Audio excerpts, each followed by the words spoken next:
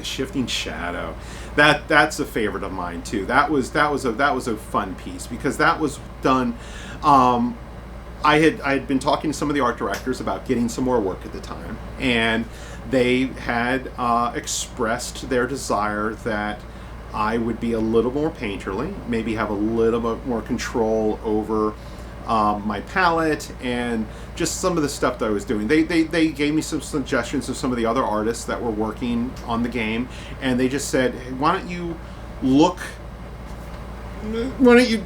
they're just like, start making some work that looks a little bit more like theirs. I mean, not necessarily with like, I'm not saying copy, but the feel, and it's something that, that we understand it on an artistic level. It's not a mandate to go copy them, but like, what does their work elicit emotionally, visually? Pull some of that, and that was the card that I did that, and I did that a lot. I looked at several of the bigger names in the game, and I'm like, what are they doing that I'm not doing? And I really was focusing my palette, really trying to localize the color scheme. So I mean, though the creature, the lizard is green, it's being hit with a very yellow orange light, so it's starting to read gold. The background's a lot of reds, and I was trying to really kind of control the image, and they loved it.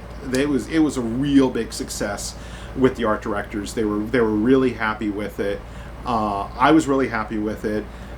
People are really happy with it. Like the card's really popular, and I really, really like it. And it's been reprinted, which is always nice. But I had done some very, that is the card I did the most thumbnails that I've done for any card, because the original thumbnails just were not hitting it, because it needs to read. You have the tiny lizard casting a big shadow, and for a lot of my work, it read shadow of a big creature with a little tiny lizard. So it looked like it didn't read that the shadow was from the creature. It looked like there was another creature somewhere, and you were only seeing the shadow.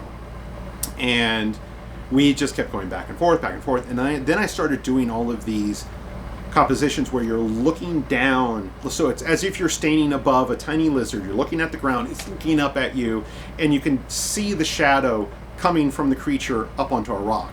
And I was really happy with those. I was like, this is it. I want to do this. And the art director was like, no, you're still not there. And I'm like, no, these were the ones. And there have been, and I'll sometimes tell this story at conventions, and then I'll have people want me to do drawings on the back of the artist proof of my original thumbnails. And I've done quite a few of those, of taking my original thumbnails and recreating on the back of the cards. But back and forth with the art director, and that's part of the game, and that's why they're there, is we've finally worked out a composition where you still have the foreground tiny little lizard with little bugs around it, so you can tell that it's small, and then there's nothing else that it could possibly be that shadow's coming from. So you have the shadow behind the little lizard, and it's done. And we're like, yes.